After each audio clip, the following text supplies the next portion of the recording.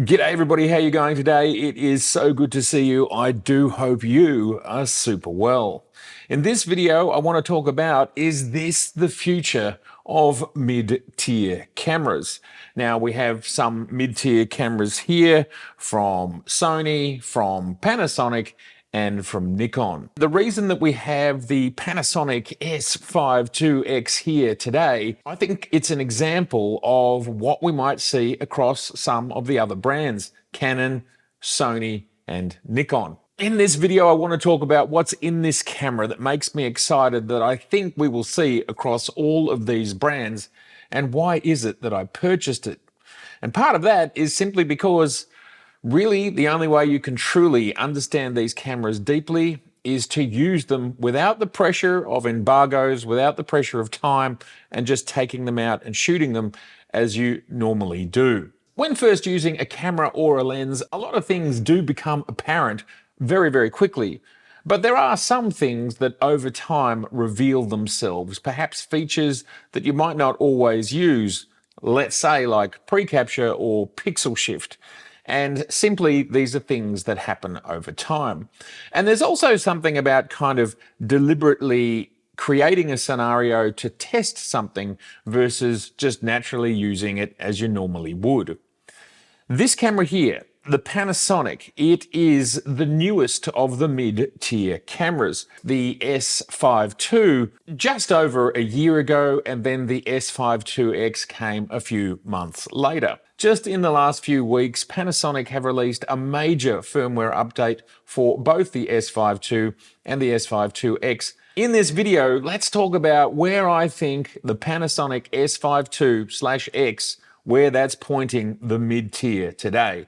We're going to talk a little bit about Canon, Sony, and Nikon, what they're doing in the same space, and how I think this camera is in many ways a step above all of them. Panasonic only moved to create their first full-frame mirrorless camera, 35mm mirrorless camera, announced mid-ish 2018 and actually arriving early 2019 was the S1 and the S1R. Panasonic have only been in this market for 4 or 5 years, which is really, really interesting to me. Now, obviously, when I first started watching YouTube, Panasonic were massive with cameras like the GH2, the GH3, the GH4. And then as mirrorless and other companies caught up, the GH series just hasn't had as much airtime as they did, let's say, around about a decade ago. And I think because of that decline in that sensor size, indeed, Panasonic felt they also had to move to the 35mm full frame space.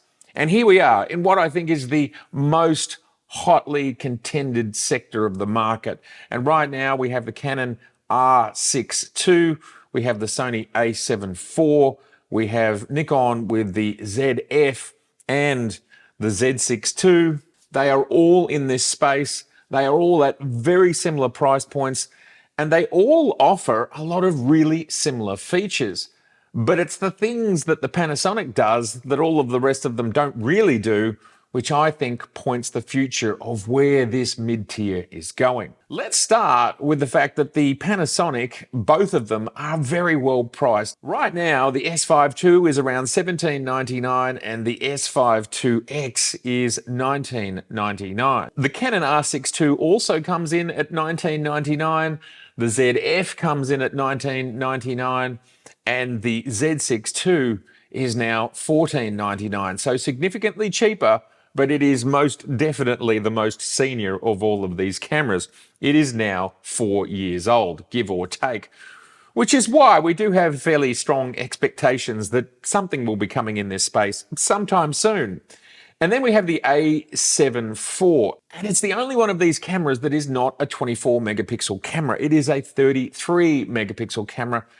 And it comes with a premium over all of these cameras, and it is $2,500 US, so a whole $500 more expensive at time of recording. Now, the only way that it seems that Sony can justify this is that it has 33 megapixels versus the 24. But if we have a look, as we can see here on the screen, the difference, and ultimately if we think about things like pixel shift, which the Panasonic and the ZF have, We also think about the fact that these days AI image enlargement is extraordinary. Taking an image and doubling its size so it goes from 6,000 pixels on the long edge to 12,000 pixels, it really does work, and it really gives us all the resolution that we could ever need. It's difficult for me in this day and age when we think about the trade-offs that come with the 33 megapixel sensor, which includes worse high ISO performance, and also that sensor is slower than all of the 24 megapixel sensors. That becomes a little bit of an issue to me as to, well, the res can be largely overcome. It's actually not that much more res. It's only 15% more res. And what are the downsides that come with it? Along with that, what's really interesting to me if we talk about video, and that's where the Panasonic is definitely the leader of all of these, including the Canon, is the fact that the Panasonic does 6K open gate video, which means it uses the entire sensor. Every single pixel, pixel for pixel, can be captured, and it can be captured in up to 30 frames per second in 10-bit. And that's internal. Whereas your Sony, which has a 7K sensor, they don't let you have access to that 7K. They downsample it for you and deliver you the highest possible video of 4K. Now, from my perspective, these days I am shooting 8K and bumping the image around, as we can see in this video, to suit cutting and dramatic effect. I've obviously got a lot of wriggle room, a lot of space to move. If you're shooting 4K and you've only got 4K, well, you can't jump around without starting to lose resolution. The Sony 7K A7 IV doesn't give you any chance to move around, even so it's a 7K sensor. It's the same for the Z6 II and the ZF. What I love about the Panasonic, circling back, is it gives you that 6K. And it's really useful at this price point because it is on par with being the cheapest of all of these cameras, except for the Z6 II, which, let's face it, I do think it's going to be on its way out pretty soon. So there we go. All of these cameras are pretty similar. We've talked about the extra megapixels in the A7 IV and the pros and cons that come with that. And there are a lot of pros and cons. For example, most of these cameras do not shoot 6K. And the only other camera that's around this price point, which is a crop sensor camera, so I don't think it really should be included in this conversation, is the Fuji X-H2S. It is a 26 megapixel APS-C stacked sensor that gives us 6.2K in open gate. But it's APS-C, so that's kind of a whole different ball game. And it's as expensive as the Sony A7 IV. It's $2,500. If you want to keep in that sub 2,000 category, that is where Canon, Panasonic and Nikon fit. But I do think the Panasonic and the ZF help us understand what a Z6 III might be. So let's talk about what the Panasonic does that most of these other cameras don't do. A lot of features in this camera, which is so affordable, and with this kit lens here, and we can see it here, this is the 20-60, 3.5 to 5.6. It is not a fast lens, but it is a sharp lens. And why I think this camera really shines today is because it is really a super duper all-rounder. If you're a content creator, this gives you so much of what you need at quite a high spec level. Like, this is not coming in at the entry level. Even so, it's at quite an affordable price. You are getting some absolutely high level features. And content creators, they're doing a lot of video, so it's great at video, but it's also great at stills. And quite frankly, having used the Z6 and the ZF extensively, I think they all have a similar variant of a same or similar sensor. The picture quality on the Panasonic is very much in keeping in what we would expect from the Z series. There are some slight difference in how they do their color science. There's some obviously slight differences in how RAWs are processed. And of course, we can't talk about Z glass versus Panasonic glass. That's a whole other discussion. And this is where the world's heading. We need these mid-tier cameras at these sorts of price points to not only be great photography machines, but giving us all of these features. This camera, the S5 IIx, it allows for SSD recording. And what that means is into the USB-C port we can plug a USB drive, any USB-C drive, which is crazy. Doesn't have to be anything special. Now that to me is pretty crazy because what it does is it allows the cost of storage to become super cheap, but it also just speeds up your workflow a little bit. Now, one thing you do have to keep in mind is how do you mount your SSD drive? And that's something to think about. Panasonic has actually worked with a few suppliers to create ways to do this. And one system I love is from SanDisk, which is the Blade system. I don't think SanDisk has made it. I think it's made by a third party. A Blade caddy that can fit very neatly in this environment. So SSD recording, I think it's great. I think it's got its place. It's not for everybody, but it does make the cost of media cheaper. And there's pros and cons there because obviously once you buy your media, it doesn't really matter once you've made that investment once. And there's probably times that you don't want a USB-C hard drive hanging off your camera. But to have that option, if you're doing longer form, like really longer form, well, you have that option there. One thing that isn't super high-end about this camera is the card slots. It is using dual high-speed SD card slots. Not a big deal from my perspective. My preference is CF Express Type B of all the cards that are available today. But obviously SD has been around for something like 25 years and we all continue to use it and there continues to be high quality, affordable cards being made. Although I have recently shown that CF Express Type B is becoming or is cheaper now than SD, which might help drive SD prices down. We can only hope. You can shoot ProRes out of this camera, which is absolutely amazing. You do need an SSD if you want to be shooting ProRes, and that is simply because the SD cards do not go fast enough. So that is only one really minor con. Now, when we're talking about the mid-tier and what we expect Sony and Canon and Nikon to do next, and because the R6 II is relatively new, and because the Sony a7 IV is also relatively new, like I think it's probably 60 or 70% of its way through its life. The R6 is only about 50% of the way through its life. The Z6 III, this is the 2 here, I think is going to be the next of all the manufacturers in the mid-tier space. And I certainly would expect it to have the same card slots as we have here in the Z6 II, which is a CF Express Type B and an SD. So that sort of thing won't be an issue. And it could well be because it's not an issue. Nikon don't provide SSD recording. I would like to see it just because of the flexibility it provides, but it may not happen because it's not necessary. And look, I can understand that because the less cables you have hanging out of the side of your camera, the better in some kind of run and gun circumstances.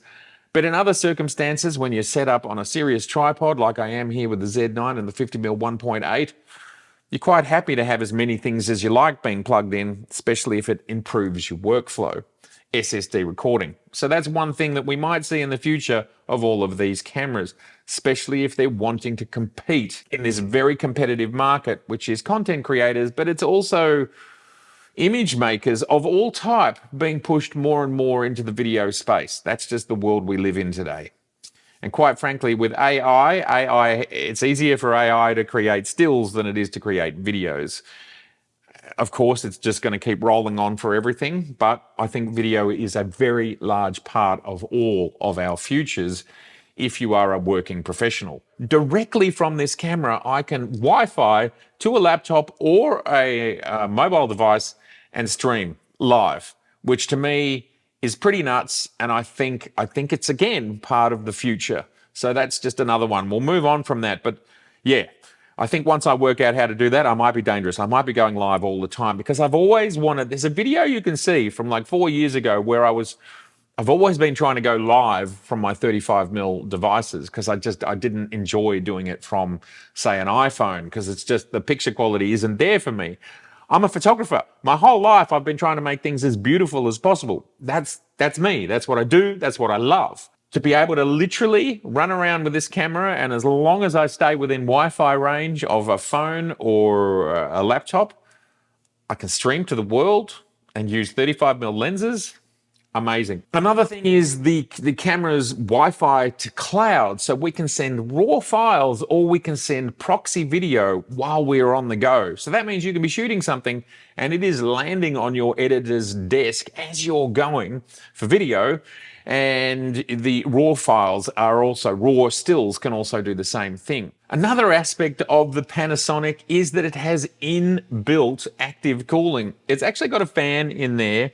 There's a grill underneath the EVF here which allows heat to dissipate. Panasonic state that this does not affect weather sealing, so the camera is still dust and weather sealed. Panasonic have tested this up to 40 degrees centigrade. That is very hot. That is over 100 degrees Fahrenheit. Again, this is another feature which is making these cameras useful for a wider range of use cases, yet it is so affordable, $1,999 US. And again, I see this as the future of the mid-tier.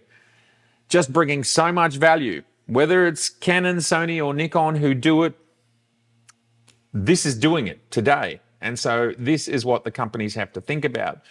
Now, as I go through all of this, one thing that became very clear to me, because I have shot this in the field already, is it's clear that Panasonic's heritage, it's very clear by using this camera and using its graphical user interface and the ergonomics, Panasonic's pedigree and heritage in video. Whereas when I use my Nikon products, I can see that their history and their ergonomics are in stills. And I don't really know how to describe it other than it's the graphical user interface and the handling, but they both lean into their history. I feel that Nikon's ability and the way it handles shooting stills is better, and Panasonic here, the way they do video, they're supplying more tools. There's a much better sound interface. And for example, this camera has 4 audio channels. So Panasonic really, they know video and they've been doing it for decades. Not only the camcorders that we used to use in the 80s, I used them. I made some pretty bad films on VHS tapes back in the day.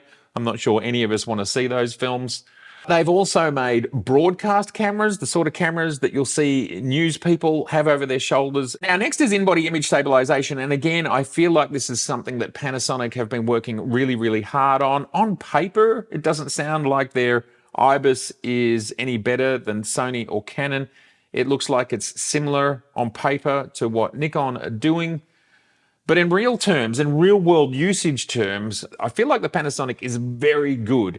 And with the firmware 2.0 update that came with this camera recently, they already had electronic stabilization, which had a 1.1 crop, but they've now added a high level of stabilization, which has a 1.4 times crop, which sure, that's a fair bit, but you know, this is a 20mm lens. That takes us to 28mm, not that big a deal.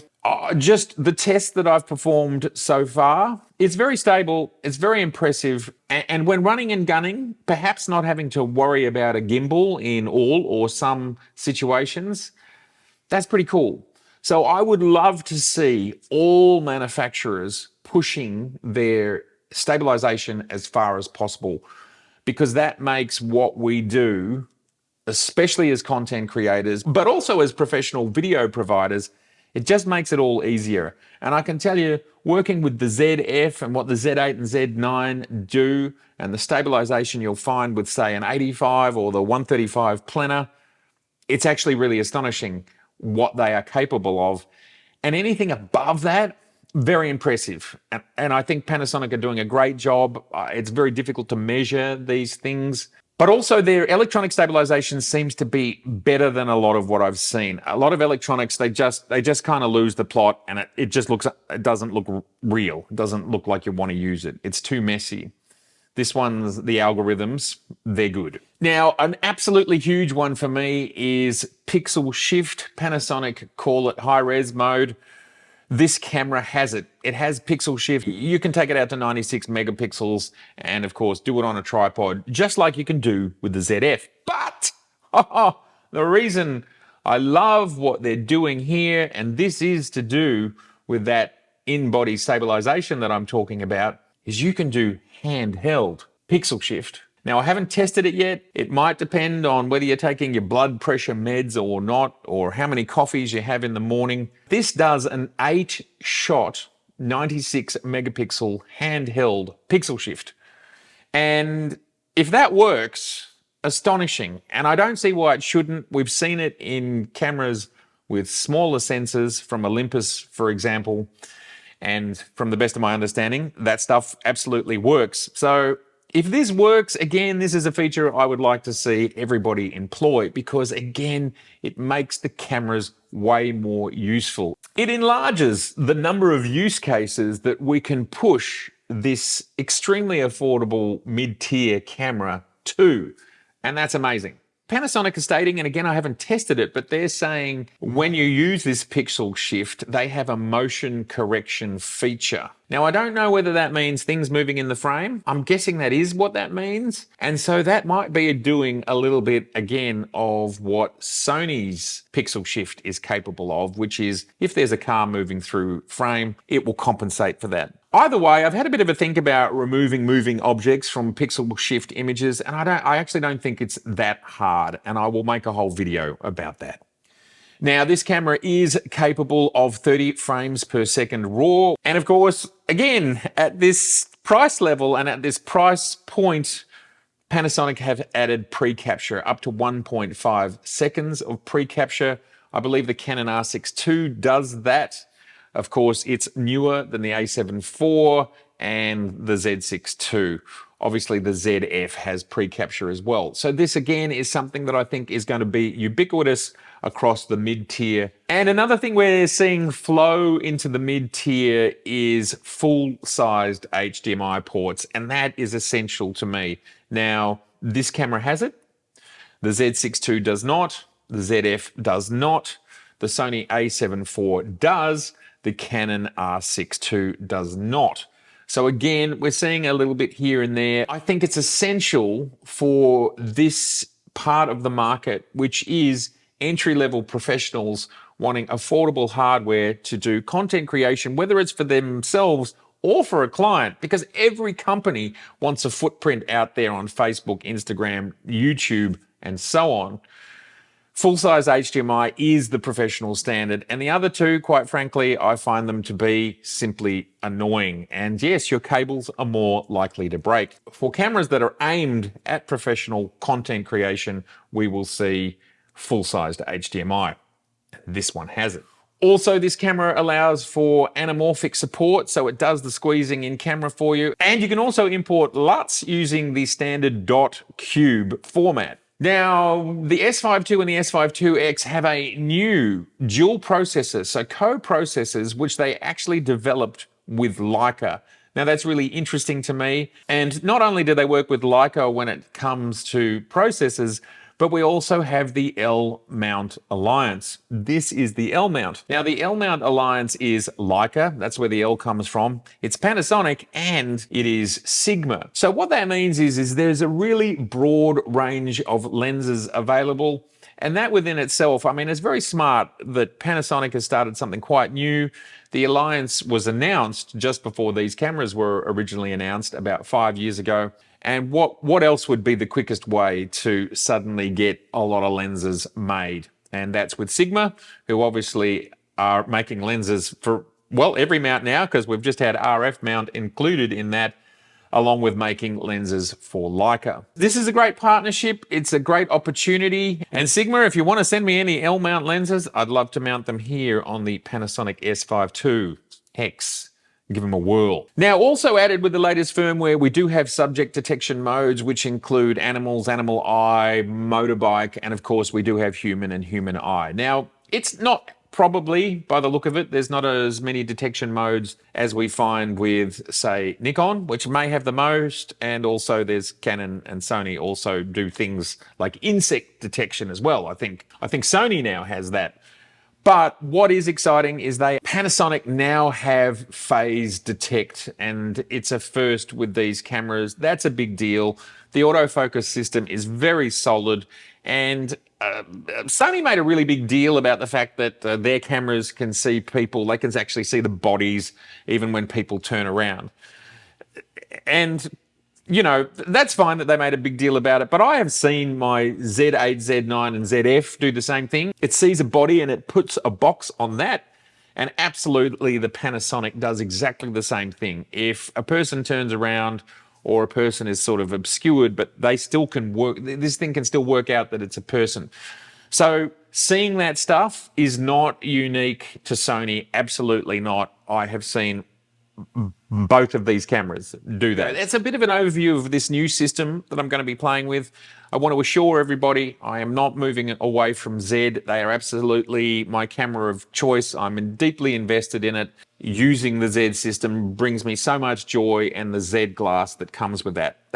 This is not what this is about. It's about understanding the market. It's about understanding what value there is around, and it's also having a real, genuine understanding, a long-term understanding of how this system works. And I think I've pretty solidly worked out that I am a 35mm or larger person, and that is why I didn't go for a smaller Panasonic camera like a G9 II, for example. 35mm, that's what I know, that's what I love. Bottom line is, I've been using 35mm for something like 40 years as a photographer, 35 years as a professional photographer, and there was a very short period of time between about 2004 and 2008 where I had the D70, the D2X, and then I very quickly moved to the D3 when it came out. So we're talking like 90% of my shooting experience has been with 35mm or larger medium format. I've owned a Mamiya RB67, beautiful large pieces of film, and I still own a Hasselblad medium format digital camera from about a decade ago, which its sensor is about that big. So we're not talking like the X1D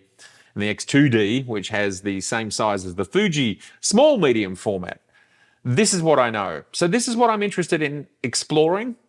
And my next step will be to try and get hold of some form of Canon 35mm camera, an R6, but hopefully get hold of the R6 II. I'm not interested in the R8 because for some reason, Canon hasn't put stabilization in that camera. Otherwise it would be perfect for what I'm trying to achieve.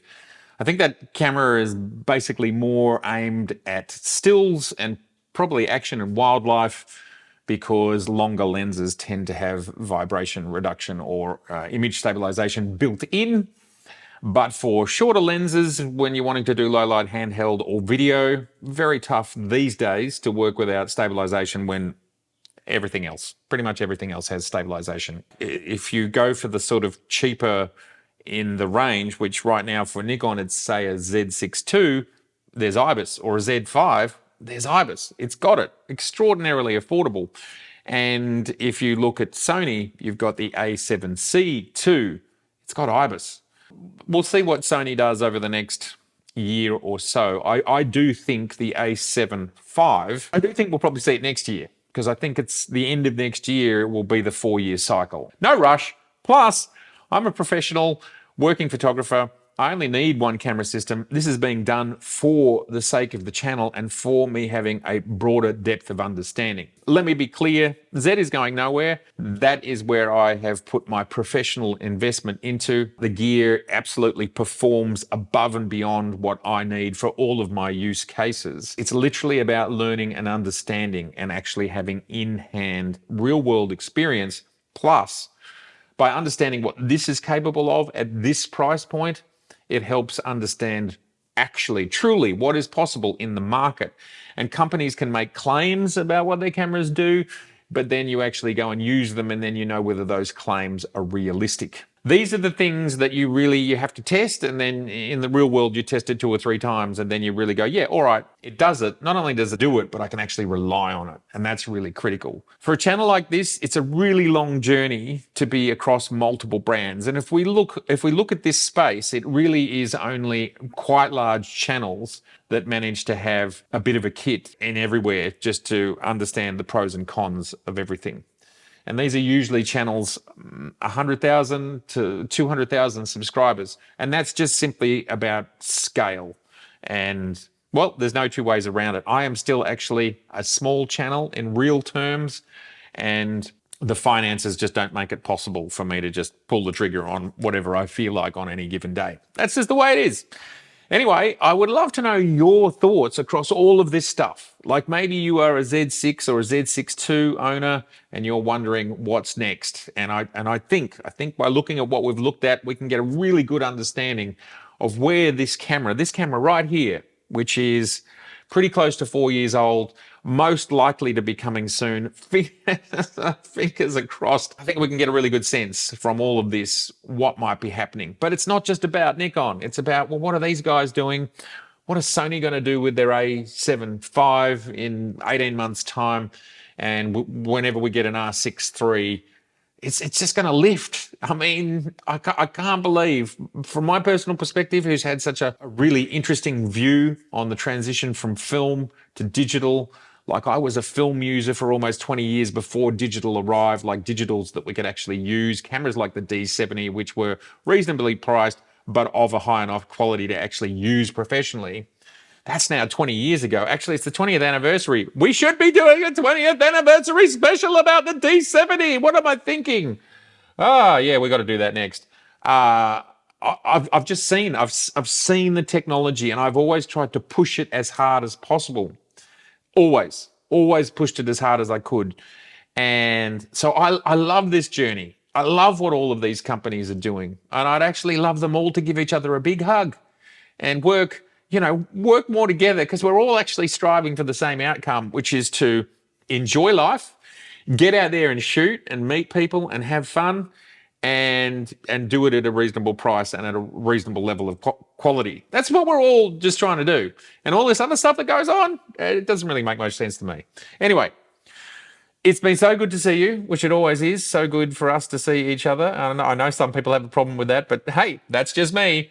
And if this is your first time here, I would love to see you again. So please do subscribe, please share, and please like. All right, I got to go have some lunch. I think I'm having a sugar low, which is causing me to speed up to get over the line. Bye for now.